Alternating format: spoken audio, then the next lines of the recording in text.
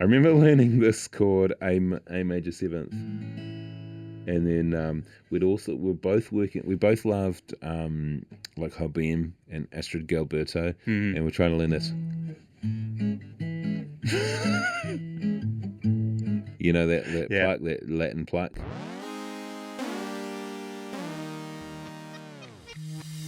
This is a good one. I'm Jesse David Fox, senior writer, Vulture, and author of Comedy Book. My guest this week is Jemaine Clement. We talk about What We Do in the Shadows, his new Hulu dramedy, Alice and Steve, and more about playing Tamatoa in Moana than you were probably expecting. But the thing I was most excited to talk about was Flight of the Conchords, which recently reunited for a couple shows in California. It is hard to convey in 2026 how revolutionary Flight of the Conchords felt when their show came out on HBO in 2007.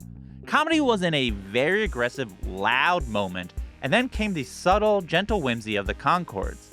I had never seen anything like it at the time, and thankfully, it foretold a shift in the culture.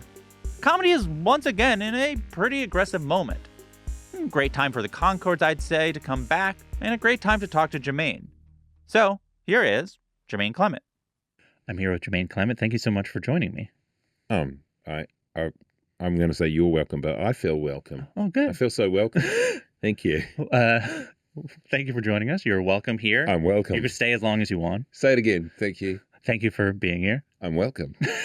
Exactly. So, the first question we ask, what is the funniest, strangest, or most fascinating thing that's happened to you this week? I can't say that anything fits into any of those categories, but I've had a couple of pretty fun arguments. Yeah, that counts. Week. Yesterday, I got to the arrivals thing, and what I love in New York specifically, people won't admit they're wrong.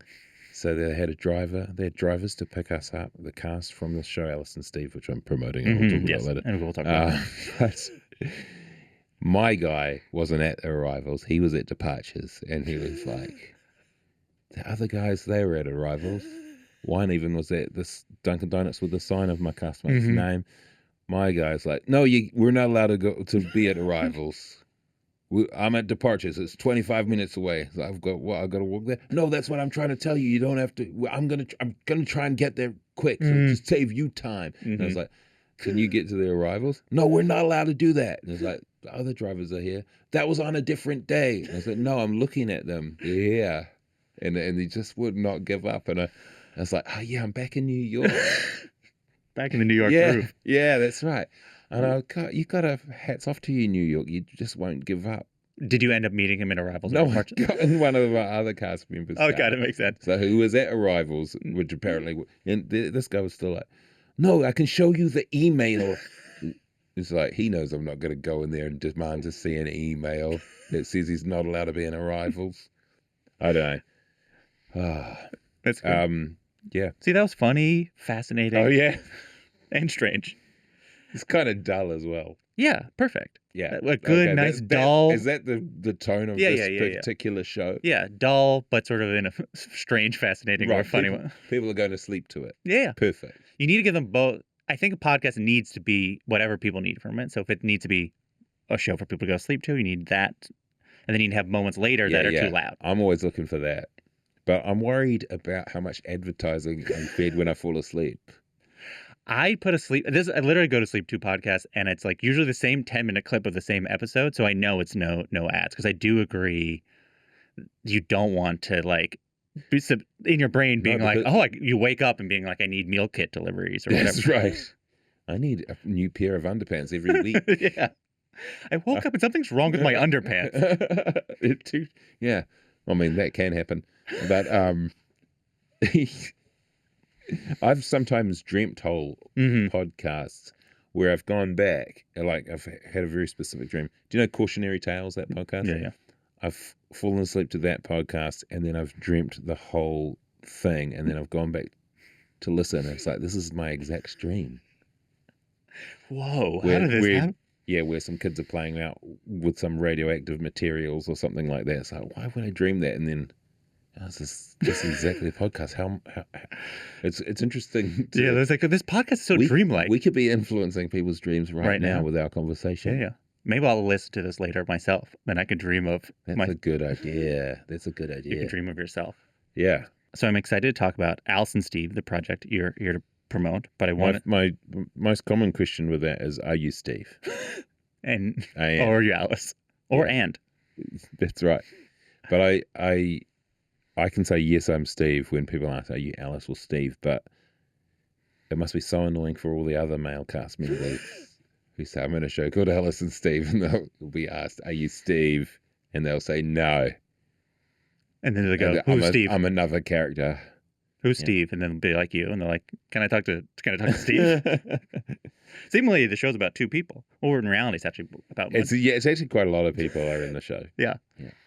Have you seen the show? Yeah. Okay, that's going to help. Yeah. That'll help. And I have questions here about it that say Alice and Steve. Mm-hmm. But most recently, you reunited with your band, The Flight of the Conchords. That's right. And I would like to talk There's about only two of us. So yes. Reunited with one other guy. But it counts. Yeah. It still counts. Which was your first show in 8 years. That's right. When the offer came in, what were the conversations like about whether or not to do it? Like the tour previous, that one that was 8 years ago, I remember having a conversation on the phone with our agents and managers saying, I never want to do this ever again in my life. And I guess we're just waiting until I had weakened. Tour or just play a live show? Just our last tour before this one was so big. We're trying to make a new show, but they just kept putting us in massive venues, and you can't develop material in massive venues. Yeah, I remember you were playing huge. Did you play we're the Hollywood Bowl or something? Yeah, but it wasn't that tour. We were playing the O2, which is about the same size in London, and it just feels so bad at the O2 in front of 18,000 people or whatever it is to be reading some lyrics that you've written that day. It's like, no, this should be at a small venue. Yeah. We don't practice in front of 20,000 people. It's like, this is actually a work in progress. It's one of the biggest work in progress shows. That's right. You should not do that. And that was what made it less enjoyable for me. But had a great time playing at the festival a couple of weeks ago. What was the hardest song to relearn how to play? I think, we played a song called Jenny, and it's about not remembering someone else, but we could get away with it, I think, because it just looks like we're acting really well, but we actually can't remember. When we hadn't played, there's a lot of songs, we were trying to play a few songs that we hadn't played for a long time, even further than 8 years, probably 16 years, like teenage songs. No, some of these songs are so old now. Yeah, they'd be like fully, like almost 30-year-old songs. Totally, yeah. Totally. We started, the first gig we ever did was in 1998. So 28. There's 120. Actually, we didn't do that song. Next show. Yeah. So the Jenny was the hardest. Do you then? I think. I mean, they're all hard to a degree, but we did some small shows in Wellington and where we live, and some small shows in LA and Largo Theatre, and it was fun. I haven't really played in front of people, even though that's what I used to do. Yeah. And Bret's been doing it. He does his solo stuff, but I haven't. I've been doing theatre and film, and not theatre and film. Sorry, that was my degree that I'd failed to get. Yes. TV and film, and it's just a different. They're in the room with you. Yeah. They're in the room with you. They're looking at you. You can see their eyes. If one person is bored, you can see it. But you get the reverse, which is like, oh, they're laughing. Oh, a person. Oh yeah, totally. Yeah, you do. I hope I don't want to paint as only. No, you get this energy that you can't get in any other place, Okay. and it's much more exciting, but it's more frightening. Yeah, I've spoken to musicians, and I've heard where they'll say when they're performing live, they feel like they owe it to the song to like remember who they were when they wrote it, and like give it the emotion of it when they're talking about a breakup or whatever. Yeah. Do you have to do that also, even though your songs are comedy songs? Yeah, well, some of them are actually from real breakups and real situations, but we've just skewed them so far they're unrecognizable. But we probably don't think about those breakups anymore. But we try and emotionally get to that place. Did it kickstart a desire to do more in the world of that project? Yeah, we're probably gonna do more.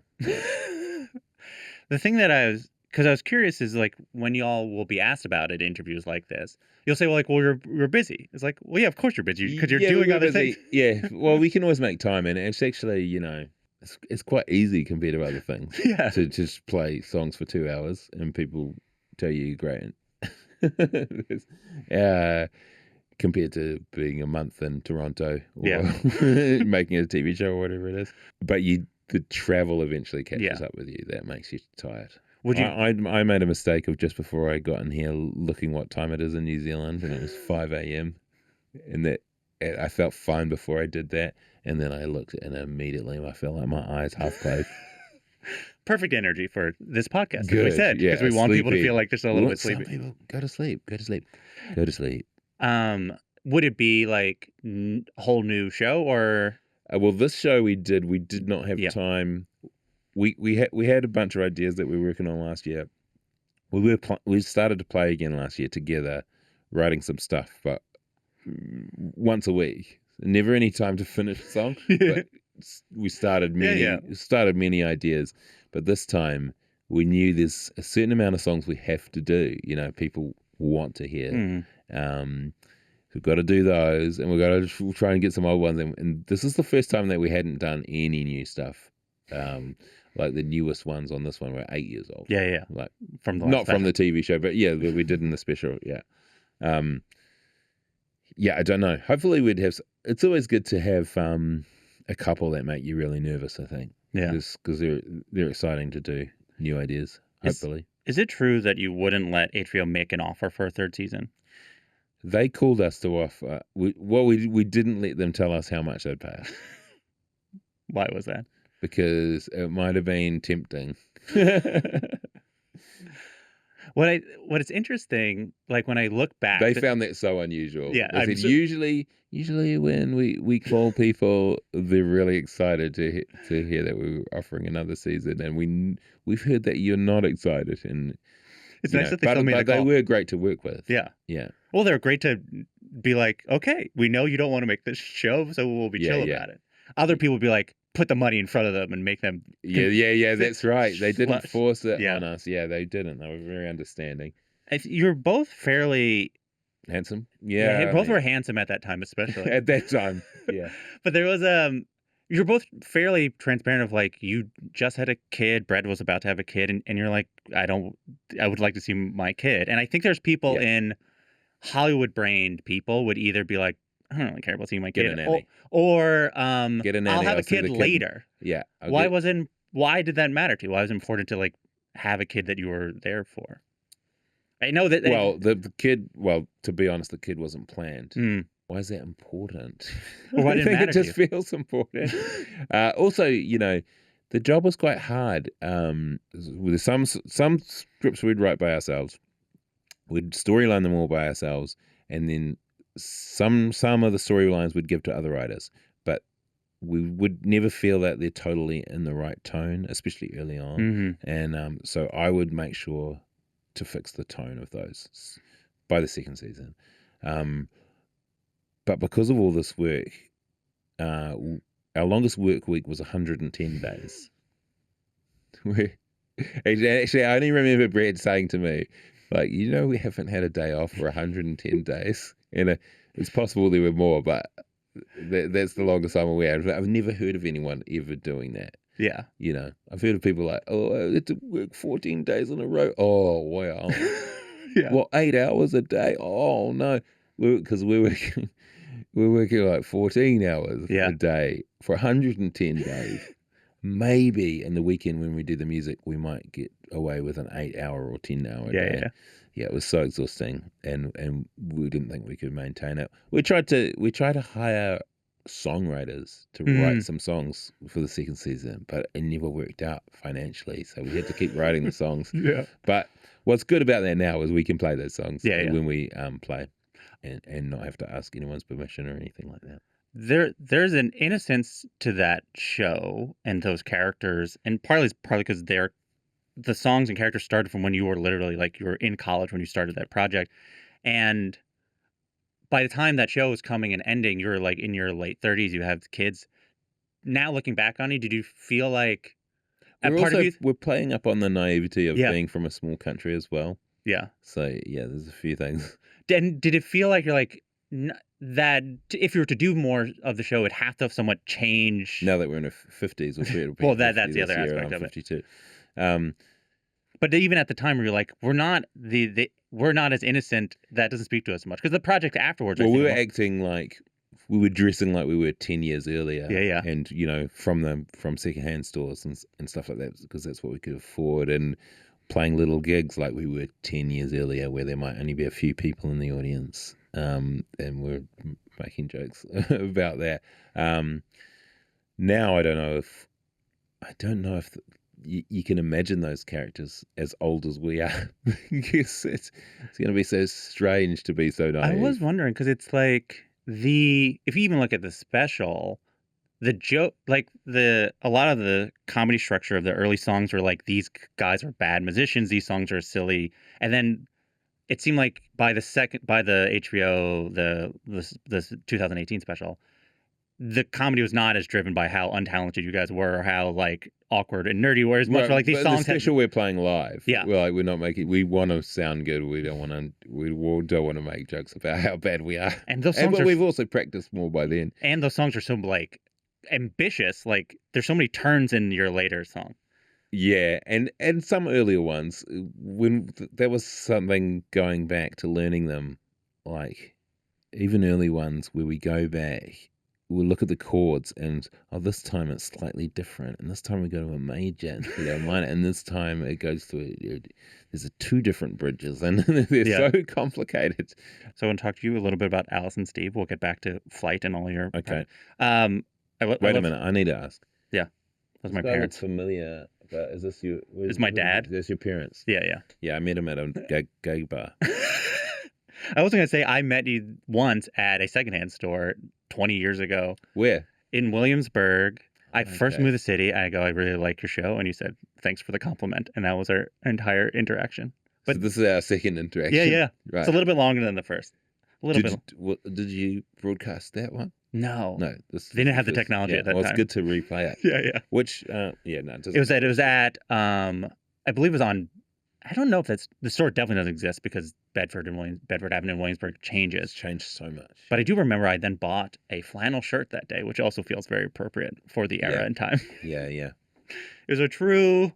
It was a time. It was that time. Yeah. That time in New York.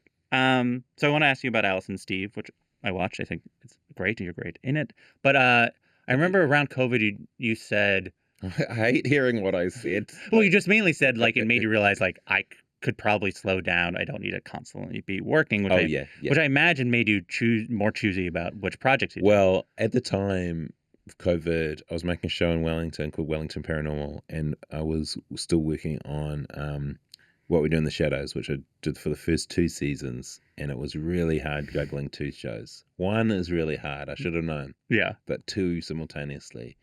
And completely shot the exact opposite places in the world. Yeah. And one's always in pre-production when one's in production. So I've been sent scripts on one while I'm still working on the scripts of the other one. I feel like, and you were still acting throughout all of it. I don't feel like acting, but it was so. Acting for me is kind of like a break. It's fun. It's like playing. Yeah. Whereas running a show is just a nightmare. Awful. and yet you've done it multiple times. Yeah, but I will never do 2 at once again. Got it. Now that's the rules. Hollywood, if you're listening, only 1 at a time for. Sometimes shows, your lawyer will go, okay, they've asked you to write this a pilot, but the deal's pretty strict. They'll only let you work on this show, and you're not allowed to write another show. And it's like, that's good. Good. But act like you don't like that, so then you can get something else out of it. So considering how you you realizing you could slow down, how do you approach thinking about what you want to take, and how did that lead to agreeing to take a role? And Steve? Yeah. It had been a lot of writing in a row. So I'd written Wellington Paranormal, What We Do in the Shadows, and Time Bandits without a break between the 3 shows. Yeah. And part of the time with 2 at once. It was good to have something that's just acting for a long time. It was in summer in London. But the scripts were really funny. Yeah, it was such a pleasure to do, actually. There's a joke in the second episode that if it was not written specifically for you, I'd be amazed because it is just so in your voice, which is you and your love interest in the show, I won't spoil who that person is, are talking about how your similarities and differences. And she asks, "Do you like the cold?" And you go, "I don't like the cold." "Who likes the cold?" "It's cold." Yeah, I think that last bit of it is improvised. I know it is very me just saying the thing. I've seen people like comments on social media and stuff where someone says something very obvious and then an insult's like, "Oh, who do you think you are? Like Jemaine Clement?" It's like, oh, this is a style I have to change. Or it's nice to have a signature that you can go back. It was nice in the show. Just watching it, It goes, "Who likes the cold? It's too cold." Yeah. Yeah. It's just sort of that's. I think the line was just, "Who likes the cold?" Yeah. Yeah. And then you ripped it. You've done in acting the like broadest possible type of characters, like you in like When you say broad as in terms of like big comedy, acting. big acting. Yeah. You're playing an alien villain in a Men in Black movie that is like as big as a person could be asked to play. Your Dinner for Schmucks is a broad American style comedy. You've also done understated stuff like, or even like your part in Legion is like a large character. When you're going to work, is it different? Are you more excited to do one type of thing or another? Is your process the same? I think that's a good question. And when I say it's a good question, I mean I don't know how to answer that. Yeah. No, I know. But I know what that's a good question is code for. It doesn't mean it's a not bad a good question. No, it means it's a good question. But it's really fun to play a broad character. Yeah. Like all those things were all really fun. Playing something more grounded is the word you usually hear, or realistic. There's a level you can relax where you don't have to keep this energy up, and all you have to do is trying to show the emotional state of the person you're in, and there's something to relax, and you can have more subtle fun. But it's not big fun. It's like trying to find small moments. Is in your pantheon of bigger characters. That's a big word. We'll talk about big characters. Yeah. Do you have a day on set that you were like in a crazy costume or whatever, and it felt like you remember it specifically, like, oh, this is like, I'm like a little kid. I get to dress up. This is crazy today. Last week I was filming on a Minecraft movie too, and we're all in these ridiculous costumes. There's Jason Momoa in the most ridiculous. There's Matt Berry's in this one, Jack Black, Kirsten Dunst, and someone said, I feel like I'm too old to be doing this. And I was like, I've been having that thought for 30 years. I've had 30 years of I'm too old to do this. And yeah, that's I'm still doing it. And it's still, you got to just forget that and have the fun, and then maybe be reminded of it later. Considering with Flight, you sort of like became known to the public for playing sort of an awkward, losery type guy. Pardon me? Well, that's sort of the character. No, I'm joking. Do you like being or playing hot people? Because I feel like this character it's rooted in this character to be like, oh, he is physically attractive. People should be physically. This character analysis, Steve. Yeah. You know what? When I saw that line, he's mentioned as being hot, and I was like, how am I gonna do that? So there's not much I can do. They can try and make my hair nice and put me in nice clothes. But then she says, maybe it's your smell. And I was like, I feel I'm safe. You just have to smell hot. The audience can't smell how hot I am. My colleague pointed out the defining part of your look is how you've approached glasses. Yeah. Can you talk about your glasses evolution over the last 30 years? I like a frame. Mm-hmm. Yeah. Yeah, I've got a few frames. I like them. But I don't see very well without them. Yeah, so they need to be the thing. Thick boys. When we thick boys, that's what I asked for at the shop. Right. Show me your thick boys. I'm sure they know exactly what you mean. I remember when James Bowen, who was the third creator of the TV show Flight of the Conchords, he had been working on the Ali G show, the original British TV show of Ali G. Yeah. Borat came from there. Bruno came from there. And he said they wanted all the characters to look like you could draw them as a cartoon. Looking at us, he's like, Bret with a beard, Jemaine with the glasses and sideburns can draw it as a cartoon. That's going to be successful. Yeah. That's what he said. and I guess I stuck with that as a look. Yeah, I think it makes sense. I honestly thought of when we were switching this podcast to video, I similarly, like, I need to dress in a way where someone can draw me. Right. Because you're like, people might not remember the show, but like, oh, it's a show and the guy has the glasses like this and he has a hat that's sort of like that and he wears this jacket. So yeah, it makes sense. Do you always wear that hat? Or no, I changed the hats most episode. Yeah, This is a new hat. Yeah, nice. When did you realize you had a funny sounding voice? How rude. No, I'm just joking. Because it's. I don't know. I don't know if I think about that. Is it funny now? Well, it's in so much as I think a lot of the writing, especially of Flight, was rooted in the sort of the ways in which y'all said, yeah. So at some point you had to have a certain amount of awareness of like. I think early on, so Brett and I were playing the Edinburgh Festival. We were starting to get a live audience in New Zealand, and we went to play the Edinburgh Festival, and then another comedian, he's a friend of ours called David O'Doherty, but we were just meeting him at this time. It's like part of what's funny is we think of New Zealanders as boring, and you're really leaning into that.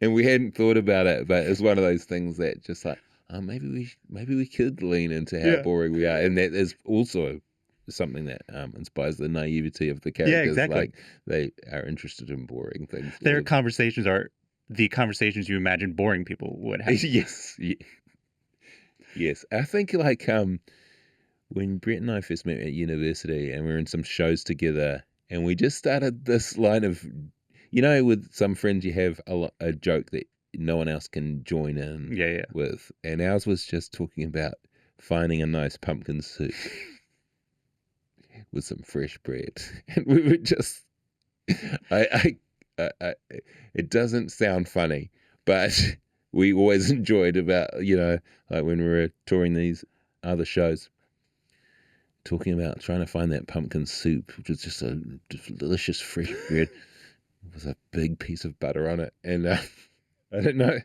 It's one of the first things we were like talking about something boring that we found funny. Like it doesn't sound funny, but it does sound boring. Yeah, exactly. And you're like, I write it up. We wouldn't do that on stage.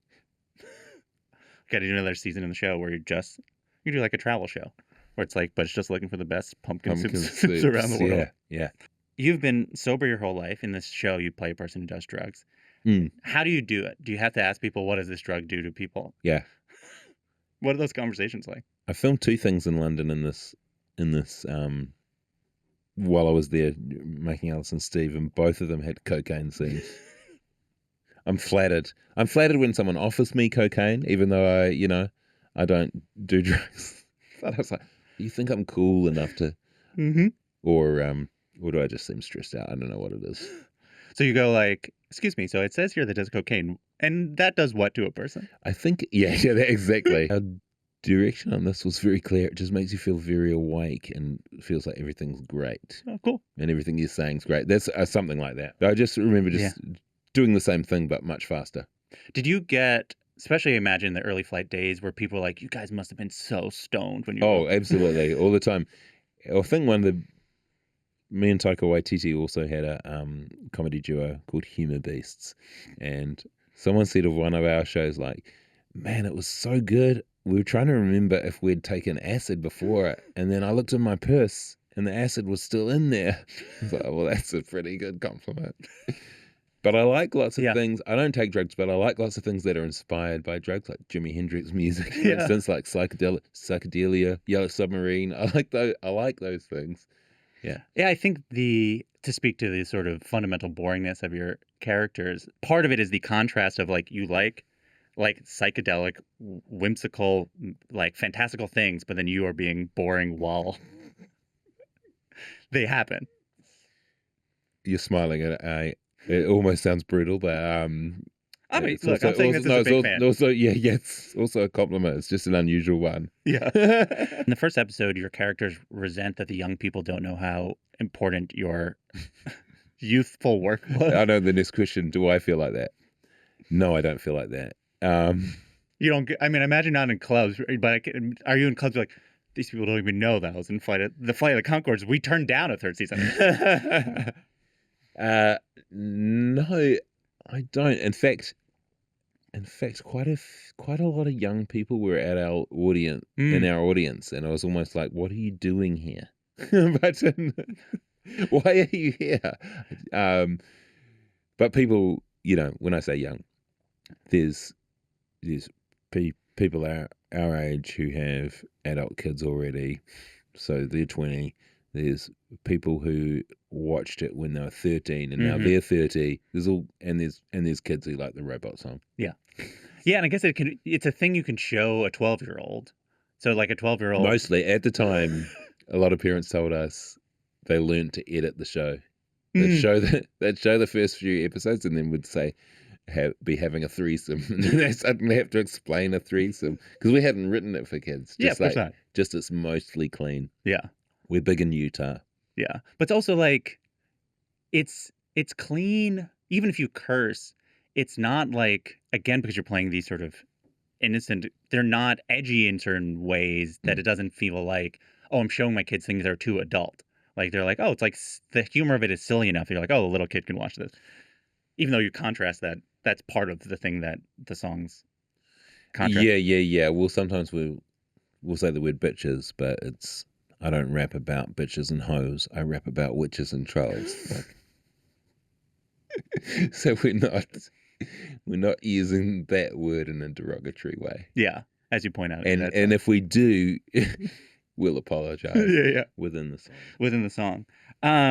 Since you brought it up, that's in Hippopotamus, or that one lyrics in a song Frodo Don't Wear the Ring, of Lord of the Rings song, which we've just been playing again. That's why it's in my head. And then another one's in the Hippopotamus. Yeah, they apologize. Do you remember when you wrote my lyrics are bottomless line?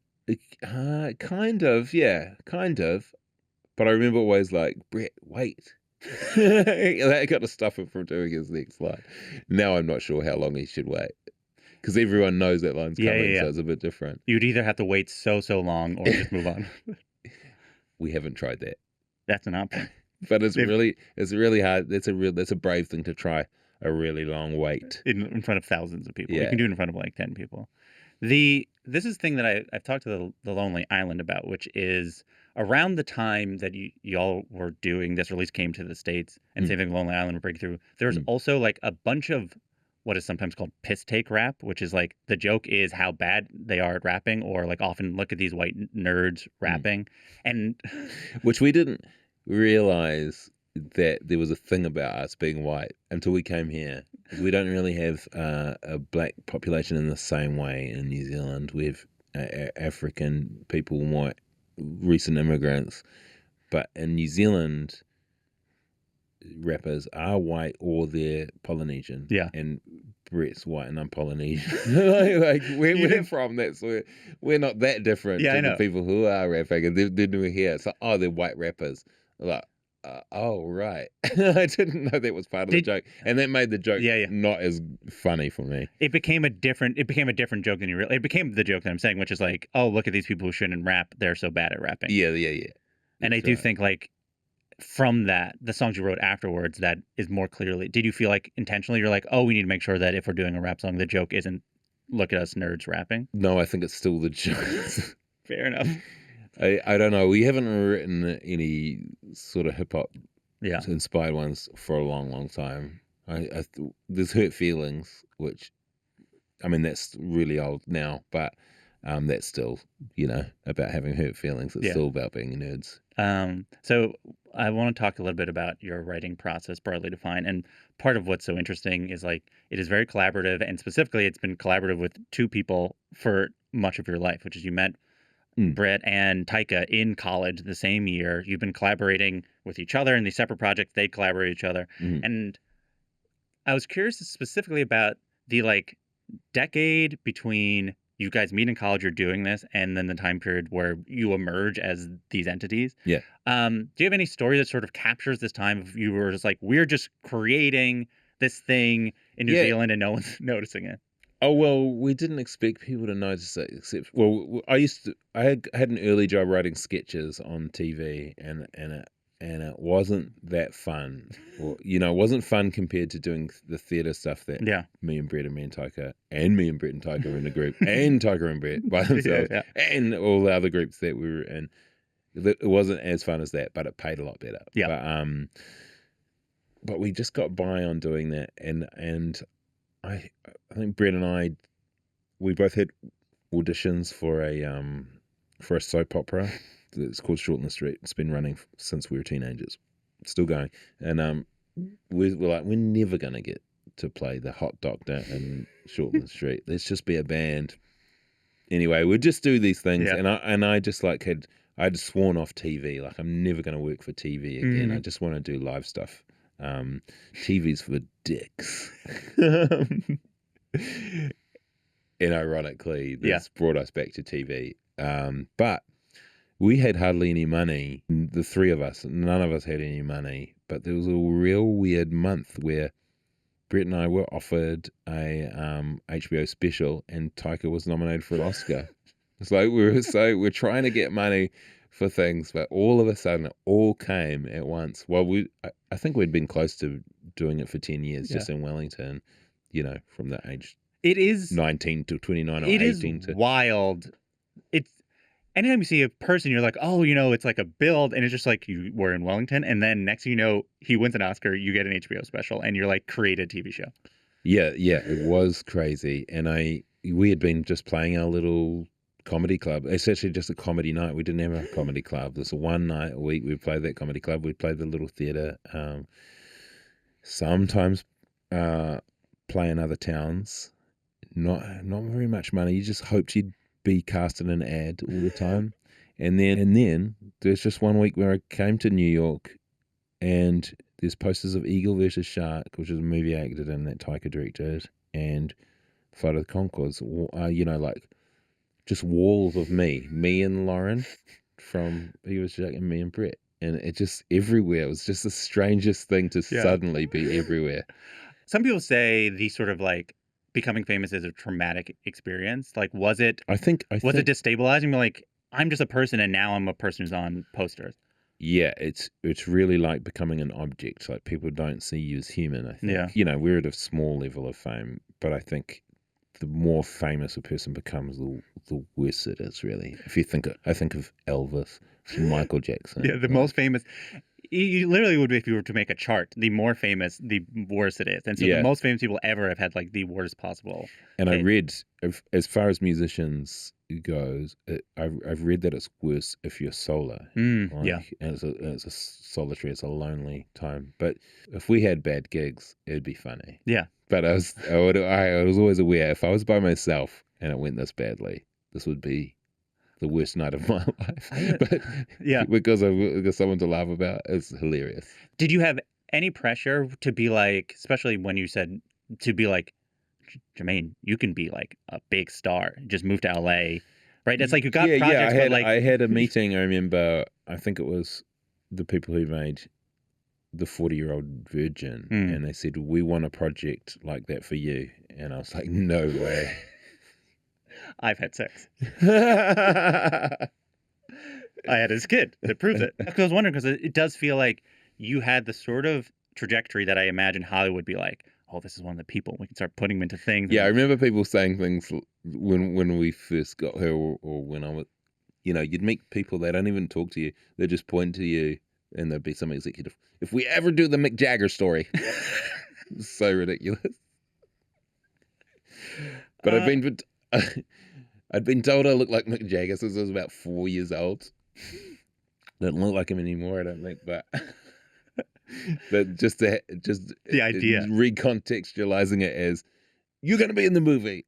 And the idea that you're like, finally, someone notices that I should be in this movie. Because you can see actors currently who they probably were in a meeting and someone said that to them. Yeah. And then they're like, yeah, I would love to get us all in a group, like everyone who's been told that. So a lot of large-lipped men. Yeah, I am sure it's somewhere around when Timothée Chalamet turned like 21. Someone was like, "You can play Bob Dylan." And he goes, yes, I should play Bob Dylan. Yeah, for sure. Yeah, and now I'm like, no. Well, please, I'm gonna move back. But if I was actually offered, it would be a challenge that you wouldn't be able to turn down. It's, I mean, same for the Fly the Conchords TV shows. Like, we wanted to work in New Zealand, but this is so much bigger than that. We can't say no, can we? Yeah. Which we did eventually. Yeah. You learned you could say no to it. Yeah. How have Bret and Taika stayed the same, and how have they changed? Or how have your relationships to them? Taika's so busy. There's so many projects on at any time that last thing we produced together was Time Bandits. We're working on one or two things at the moment. Yeah. So when we were making Time Bandits, Ian Morris, who was co-show running with, we made a fold. We had one folder of the storyline of season 1 and one document that had all Taika's other projects. Bret, he's like, Bret's always been hard to get hold of. He's just a little bit more difficult to get hold of. People are like, is Bret gonna reply to this email? Not if it's between Thursday and Tuesday. Bret won an Oscar for The Muppets. You wrote a song for The Muppets. Then Taika won an Oscar. Yeah. Are you sitting there being like, what the hell? What are these guys? To be honest, a bit jealous, but I can't see anything I'm doing that's going to get an Oscar. So, what am I going to do about it? That's fair. What is so as you said, you've created a number of projects with Taika, some that have been produced, some that have not. I was curious what you were like when you're working together. I think a good example is, can you talk about like what we did with The Shadow started as a project many years before that, then it becomes this movie, then it becomes like... Yeah, and actually that was like, we had been given money for that, very small amount of money 10 years before we made the movie.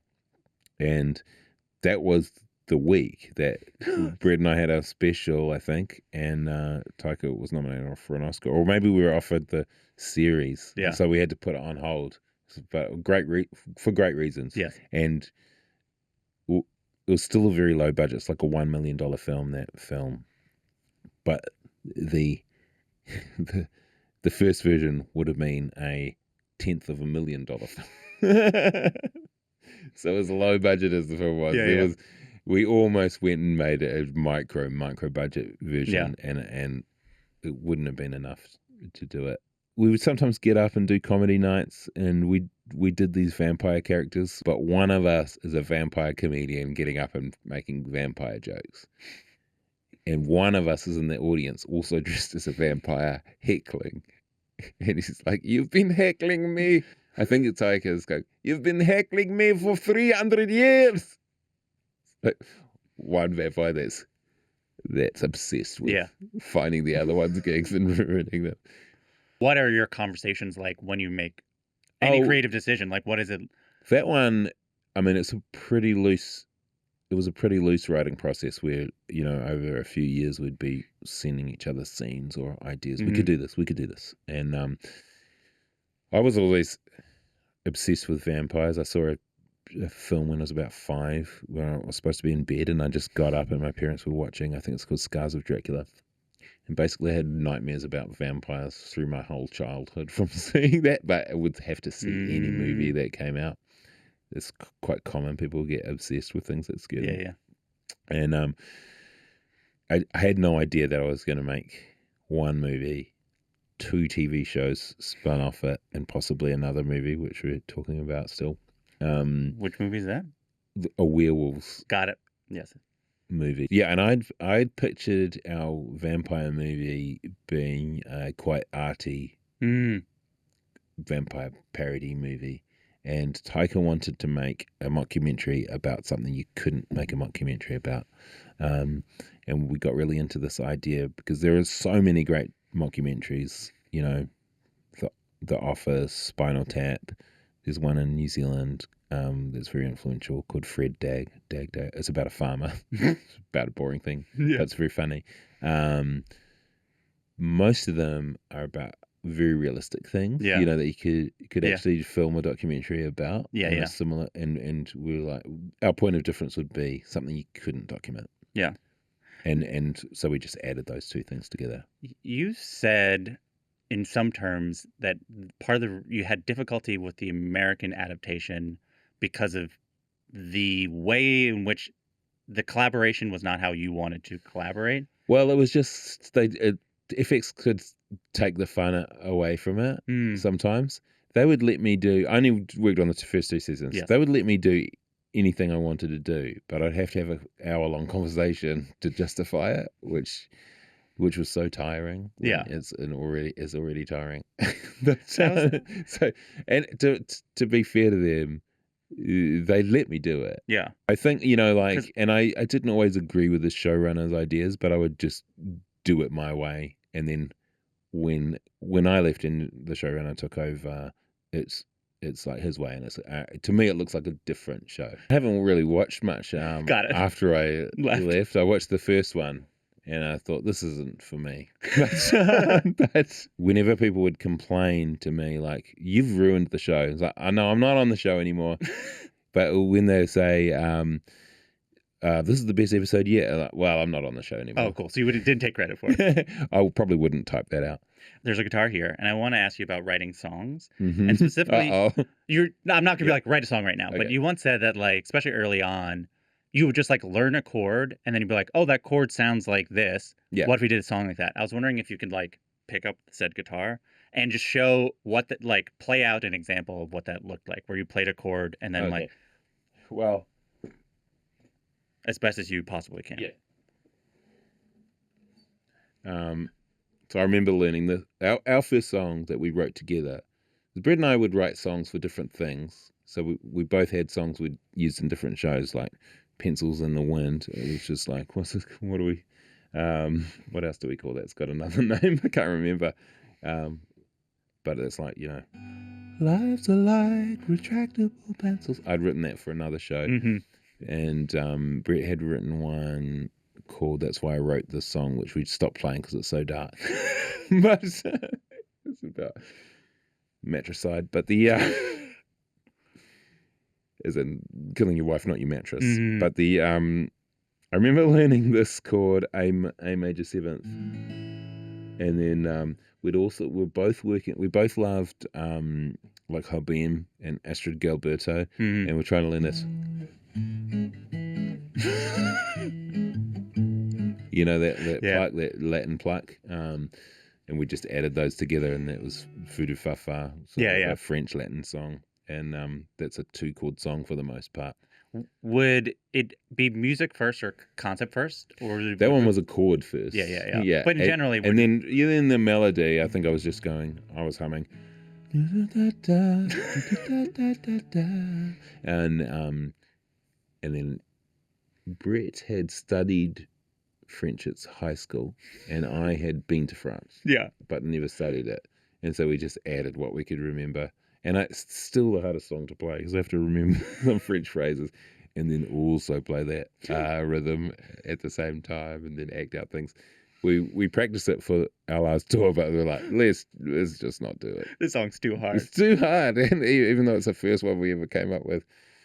But in general, like, especially as you got better, would you be like, we should do a song that's like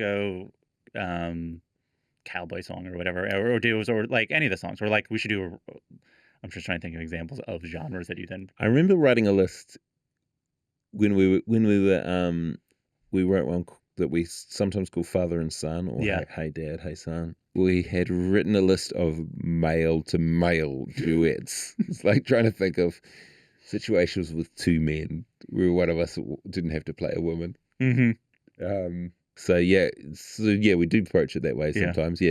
It can come any way, though. It can come from the concept, a story, a character, like the bus driver song, which we actually, I don't know how known that is actually, but there's a song we have about a bus driver touring around his town. Bret had that idea for a short film, and then I liked the idea so much, I just started writing it as a song, and it's like, I've written a song of your idea, and then we both filled it out. Bret's very good, he studied composition. He knows where to take the song. Like if I can't think of where the chord should go next or where the bridge should go, he's very good at that. Yeah, I imagine with comedy songs, it's like easier to write the verse. You started the part, you set up the thing, and you're like, now it needs the joke needs to both turn. You might know where the joke needs to go, but then what is the chord? The music, yeah. No, he's very good at that. Yeah, because I came up with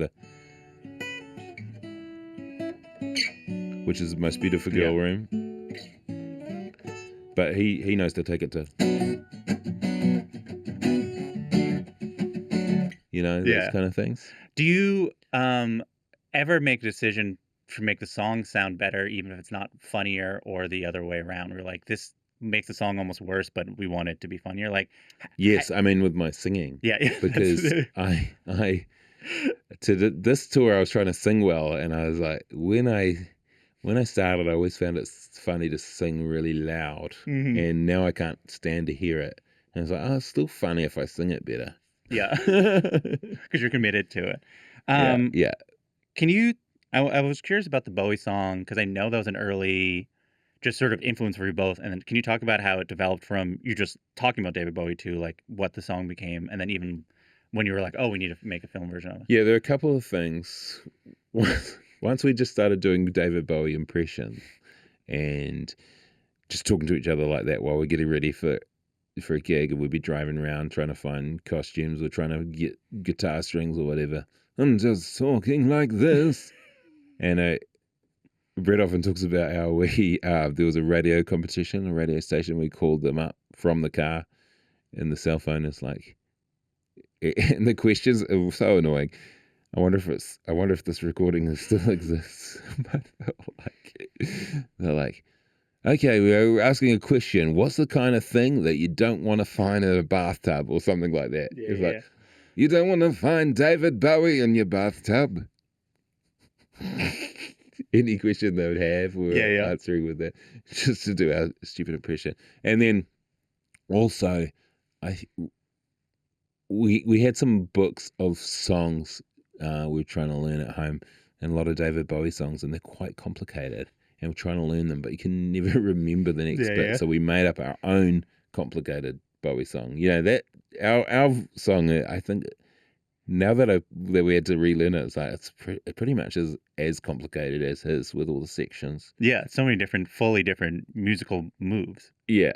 And then when you were making the show, that was it's like the episode I always remember because the episode is fully built around, we have this Bowie thing that we're going to do, a huge thing. Do you remember the conversations about like, okay, how do we like then turn this into, because that show was story? We were like, okay, I remember that was that was Bret's idea that we have David Bowie visit us in a dream. Yeah. And I wrote the episode. We storylined it together, and I wrote the episode by myself so we could have a break from each other. But I remember it being really fun. I was excited to write an episode by myself. And we'd filmed another actor playing Bowie, who I did it in the read through, but we always thought we'd get another actor, and we tried to get David Bowie, and we tried to get John Cameron Mitchell, who played Hedwig, who has a Bowie-esque sort of look and sound. Yeah. And we tried to get Noel Fielding. Yeah, that seems. And we got Dan Antopolsky. Dan Antopolsky, he's a British comedian, and we filmed it. We made him shave his beard, which was a signature look. This guy, I don't know if you know him here, but he's known in the UK. He was very unhappy about shaving his beard, and then all the effects didn't work. Like, he was in London, and we were in New York, and trying to key him into our set, and just the angles were wrong, and like, are we gonna ask him to shave again and or fly here? I think that was impossible. I think we only had days, and the director said, just you do it, Jemaine. And I've been asked to do that, basically versions of that part so many times. Like I bet, lots of Steven Universe, things like that, where I don't know what the thing is, and then I'll get there and they're like, it's kind of a Bowie thing. And it's like, oh, okay, this again. Yeah. My impression isn't even that good, but it's almost better as a bad impression because it's like useful to be. I mean, like the example is like, I imagine you show up to record Moana and you're like, yeah, no, totally. Yeah, and Lin had hinted that it was going to be a big thing. Lin-Manuel Miranda, who wrote that song. People often ask if I wrote that song. Rick and Morty, there's another Bowie song, And then I never know how to do it. I never know how Bowie to go. And I always try to be not completely Bowie. But the music's very Bowie. When you hear that song, Shiny, which I've heard 9,000 million times. that means you have a young child. Yeah. It's not like he wrote a David Bowie song. It's like when I hear it, I go, it's like he wrote a Flight of the Conchords song. Yeah, well, we I think we played a festival with Love Supreme freestyle improv. Yeah. It's freestyle group. Yeah, and I think that song made an impression on Lin. Yeah, and so he that's how he remembered me. I didn't even realize it was the same guy. Because I remember I met him and I was seeing the guy who wrote Hamilton on the magazines. I didn't realize it was the same person. And just like, we met before, and I was like, oh my god, it's you. I remember you rapping straight to my face. I assume there's very little you can say, but you're playing the character again in the live action. Did you have to re-record this? No one's ever mentioned that, but yeah, they're the first person to ever say that. How did you know that?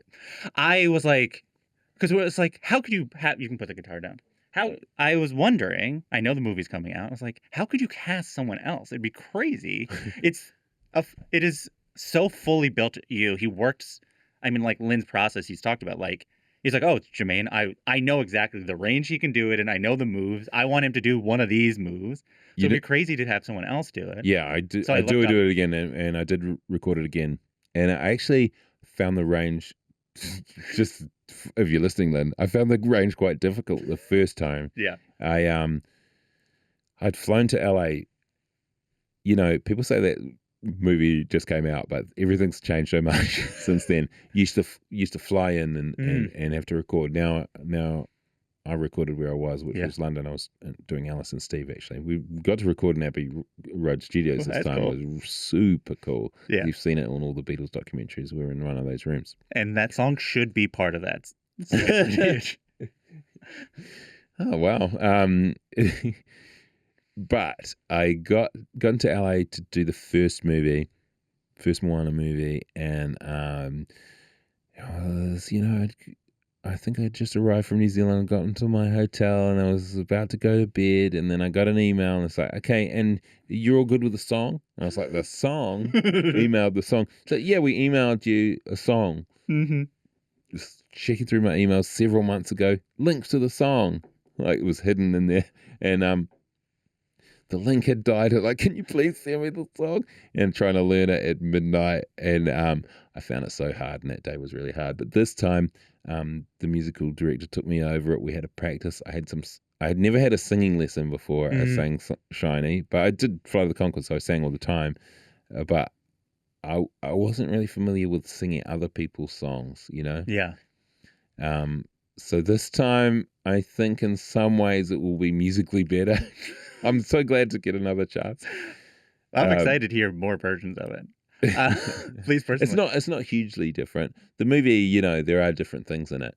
What was fun in the live action movie is things we'd just thrown in. Sometimes improv from me or from Jared Bush, who's the writer.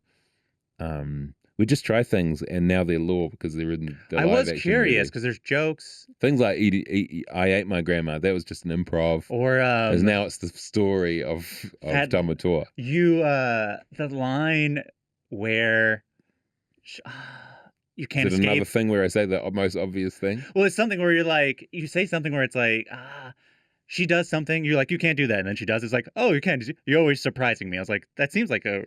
That was improv, yeah. There's quite a bit of improv in that scene, which is easy to do in an animation because you just, there with a microphone. But this was it motion capture, or was it still just... I wasn't motion captured, no. Oh, they film me, and then they might base some of the animation on my movement, and then they'll make it in their own colourful way, hand animating it. I imagine you haven't. Have you seen it yet? I've only seen parts of it, and I haven't seen anything finished yet. Well, I'm very excited. They're working hard. Why have you chosen to be primarily collaborative? Right, you could have released a solo comedy album. I work with a lot of stand-up comedians, and much of it I relate to. But getting up on stage or feeling, when I see funny people, I think a stand-up comedian said to me the other day, I see funny people, I think, damn it. But I think when I see funny people, I'm like, it'd be fun to work with that person. Yeah, and I like that. So I've been telling people preparing for this that Flight of the Conchords changed my life. Oh, yeah. Yeah, and it was partly like I was trying to get them interested in me talking about it, but it was really like the first thing I saw that was what I would now know is like broadly defined alternative comedy, right. and also like I don't think I saw a version of masculinity that looked like that in comedy until your show, right? Like when I look back on your show's filled with other comedians that were sort of doing it, but like your show really was like a breakthrough for it. Was it reacting like I know why that happened in America. I know what comedy was like in the 90s and early aughts. It was really aggressive. It was like it's interesting. It's coming around again where well, that was the next question. But yeah. So the first question is just sort of was that what were you reacting to something similar there? In comedy at the time when we would get up, like we're quite quiet people, Bret and I, anyway, like in a room. So, but a lot of people were getting up shouting, and a lot influenced by American comedians they'd seen on TV, and stuff. And I guess to stand out, we just lent into our own characters and like we're gonna just talk quietly about our feelings, and it was different. Yeah. Do you? Now I'm in my head about saying you implied at some point you can say I said it. You said you were like you were just having fun. I just worried about what I said, not what you were going to say. I know. I actually do often try not to say that because I do feel like people don't like to be like, oh no, what did I say? But getting called up. But you said this racist comment. Yeah. You once said this thing that was racist, and do you stand by it? But that. Though that 10 years I was talking about with you, Taika and Bret, like you were having fun, but part of you did want to change New Zealand comedy forever. This is what you said. Yeah, but we didn't realize it wasn't possible from there. We had to go somewhere else. Why did you want to? Why? What was the feeling? I guess we just wanted to put it on TV or something. You know, like at the time there was nothing on TV in New Zealand and you could not get a chance, and they would make comedy shows occasionally, but it would either be by soap opera writers who are trying to write comedy who are not actually interested in it and hadn't grown up with it like we had, or so fascinated or even obsessed with comedy. You know, like a lot of comedy people are. Yeah. There are people who are obsessed with drama and then they're trying to do something else. Or even like there's one comedy show, like it was competition winners who won it, who made it. It's like we're never gonna get a chance. We didn't realize. We just thought if we did something and people came to our live shows, that eventually, just like in America and in the UK, producers would come, but they never come. Yeah. Do you feel like you succeed in your mission to change New Zealand comedy? Yeah, there's a lot of shows now. Yeah, there's a lot of shows. When you put it like that, it's actually a simple goal. I was like, in my head, the goal was like, we're gonna change how men are presented. Right. It was so quick. It was like there was nothing when we left, and I would often make comments about the TV system in New Zealand, criticize them in a way that I would hear back when I'd have meetings with them later. I had a meeting with the exec there. He's like, every time you mention Television New Zealand in your interviews, Jemaine, I feel like you're cutting my tits off.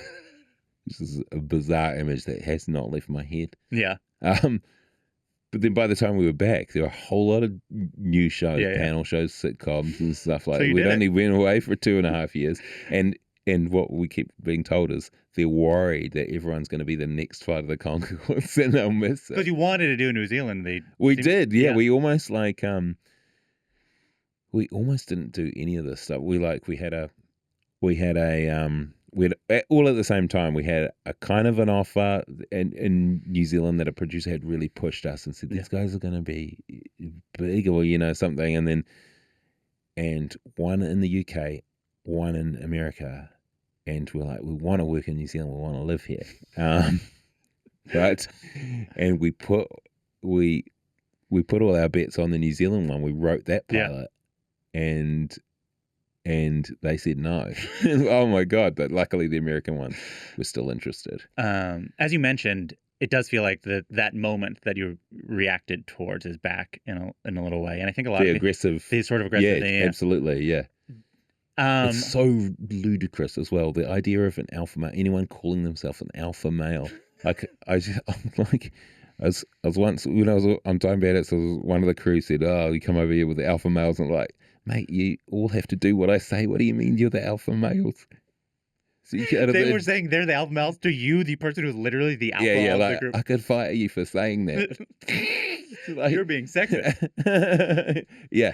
But, it's just such a weird time especially about masculinity. But I understand, I feel like my son, when he was little, would always ask me, why are the men so stupid? They're either stupid or evil in anything you watch. And it's like, well, for a long time, all the women were stupid in everything you watched. Yeah, the women were stupid. Occasionally you have a bright one. And now they're trying to rebalance it, but they haven't done it. Instead, they've made all the men stupid. And then now there's a generation of boys who've just been grown up showing they can only be stupid or evil, And like that's what it means to be funny, is to be stupid or evil. Yeah, to be fair, that's a lot of my pay. Characters. Yeah, You do played a lot of villains who were stupid. Yeah, that's right. I think there's speaking to the more gently minded comedians, I feel like there is a hopelessness that some that have, that they're like, comedy is going to be like this forever. Whatever is the dominant thing. No, it changes all the time. Like, New Zealand political correctness came quite early, I think, and we still like to try and in our way, not insult whole groups of people. Sure. And we've stuck with that. We haven't go, oh, it's cool to make fun of trans people now. We should do that. We've not done that. Yeah. But there was a reaction to that, to political correctness of going, okay, it's edgy, make a racist joke, but it wasn't edgy. It was just old. It was just old fashioned. It just looks like, and it's like that again. It's like, this just looks like it's from 1970. Yeah, and the edge of it will slowly wear off, and then the and then it will just keep going back and forth because people get bored. Yeah. So now it's time for our final segment, which is like a lightning round in that it's end, but you don't have to answer these questions quickly. They are just questions I ask every episode. So maybe I can have a 10-minute pause to think about it, and you could edit the pause out, and it will seem like lightning. They don't know. You have a full lunch. Yeah, you can eat lunch. No one knows. Yeah. I've got a lamb feta salad coming. That sounds nice. To. The first question, which I ask everybody, in any way you'd like to answer this, how much money do you have or make? I'm not telling you that. You can answer in any way you want. It could be fully metaphorical. For example, I'll give you an example. If you are uncomfortable with, some people have said the amount of money they make for a project, and that was, I appreciate. Oh, is it for a project? It could be a project. It could be anything. It could be what you made for this show. It can be your rate, or or it could be what you made for a gig, or it could be, now I know I could buy any pair of pants I want. These are sort of examples. Well, yeah, sure, I could. Yeah, I could buy any pair of pants. Well, that's my example. Sure, you have to think of your own version of it. That's fair.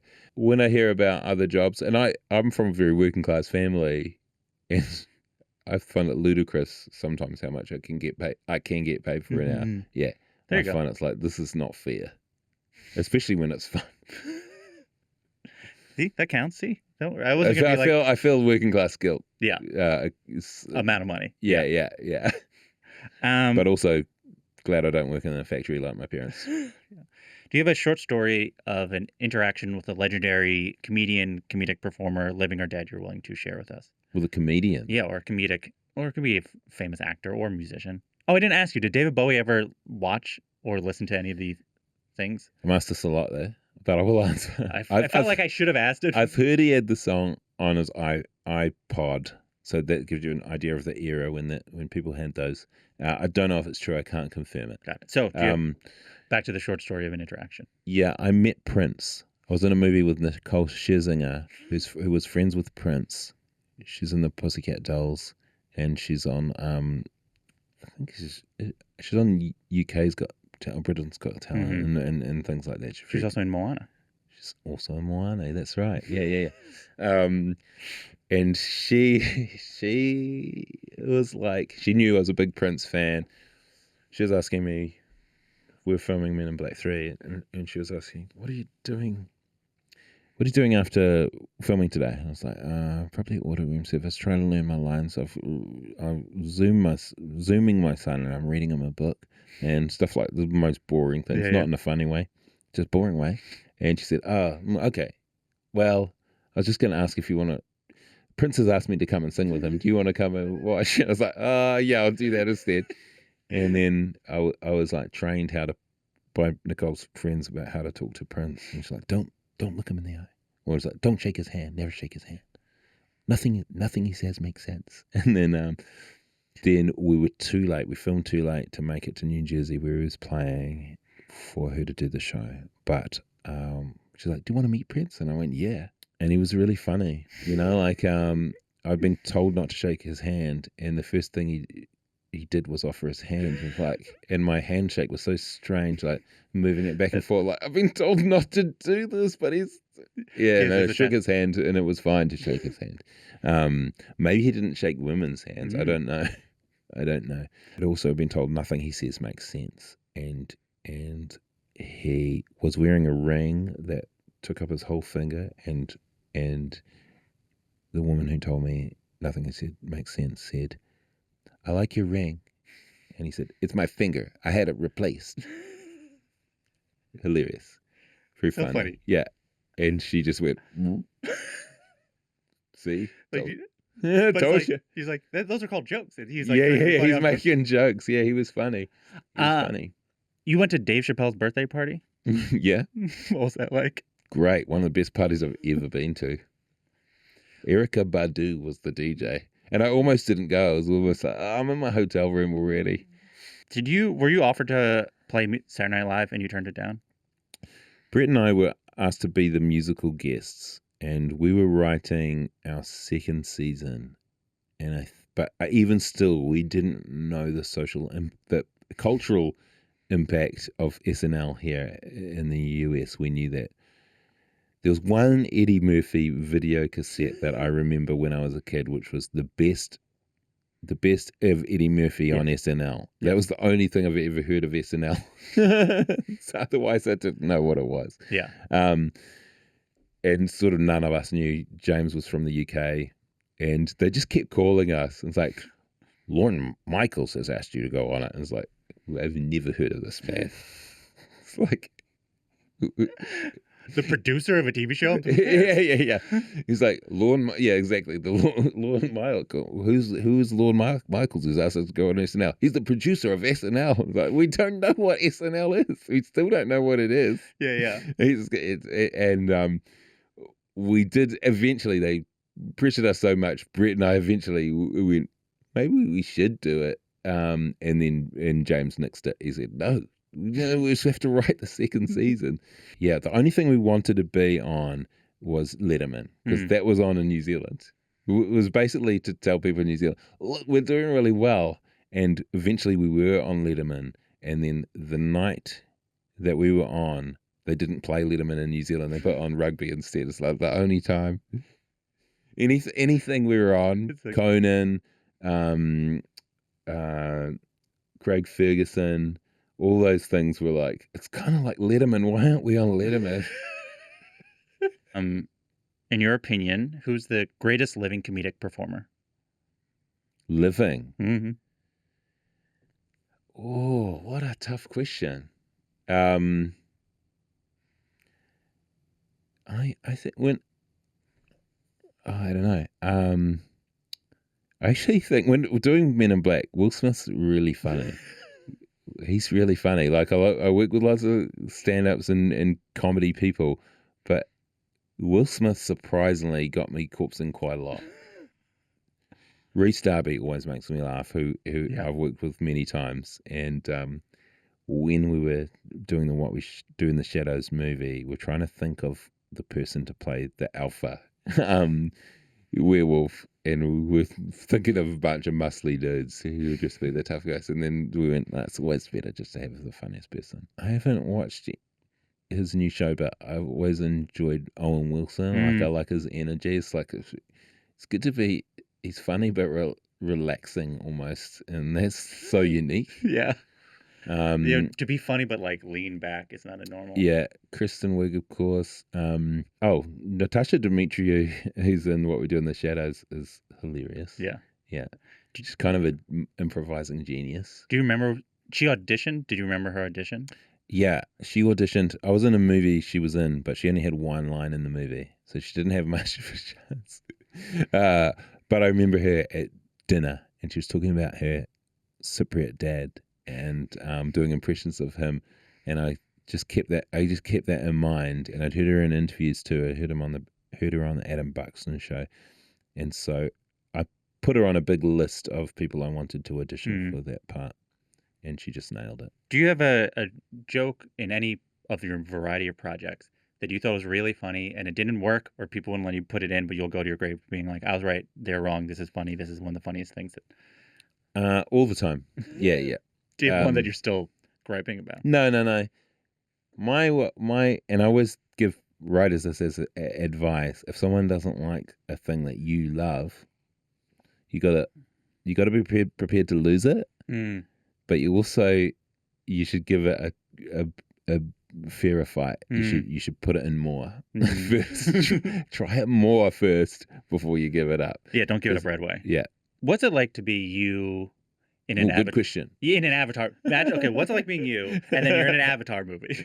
Okay, well, 2 Avatars. I love doing those movies. They're so fun. It's actually, for the actors, I think it's really fun, or for me at least. I think over those 2 movies, which mostly we filmed together, part 2 and 3, I only did 40 days, and it's over 5 years. Yeah. There's I've heard. There's one scene in there where I hijack a bulldozer. Mm-hmm. I look at the bulldozer, and then I run to the bulldozer, and then I get inside the bulldozer. And between looking at the bulldozer and running over to it and getting inside it, there's a 5-year gap. What was my motivation again for getting to this bulldozer?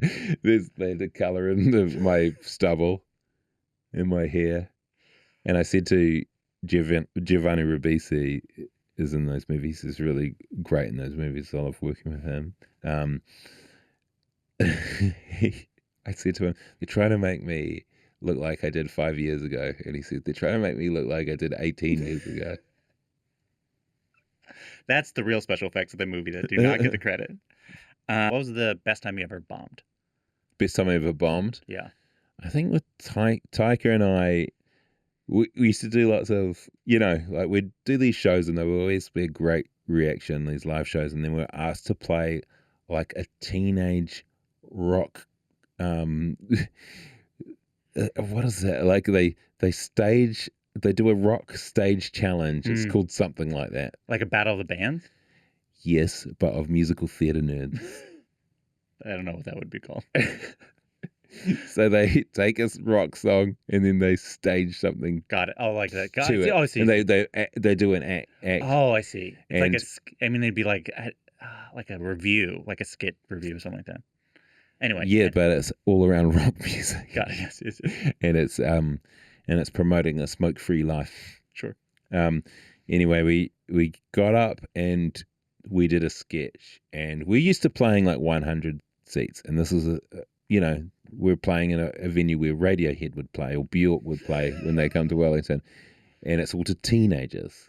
And the first sketch we do, we've never had anything like it, where their reactions were so big, and it was like really being like rock stars. They loved it and was going crazy.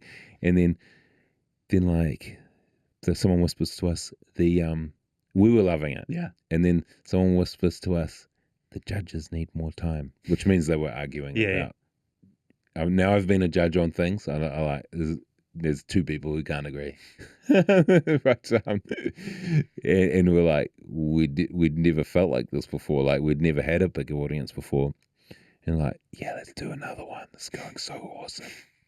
And then we did this other one, which is a sketch that we used to do called Finger Dancer. It's about a town where dancing is banned from the whole body except for the fingers. Sure. And so we did this sketch, but we were getting so sweaty. We didn't have like a radio mic or a mic that you could put on your head. So we would get a big bit of tape. We're like, we need some tape. And someone brought us some tape, and we taped these microphones on our heads. But we were getting so sweaty they were just falling off, and people couldn't hear us. And it was all about 80s references, and these kids were 90s kids. And so they could hardly ever hear us, and they weren't getting it. And they clapped us off like, cool. It was amazing. It was from hero to zero within 5 minutes or 10 minutes. It was so bad. And we're like, let's get out of here. It's like, they haven't paid us yet. Let's go. We have to get out of here because for these 1,000, 2,000 maybe angry teenagers Rush to the face. find us. Yeah. And that was an epic bomb. Thank you so much. End of the show. We did it. Thanks for having me. Thank you for doing it.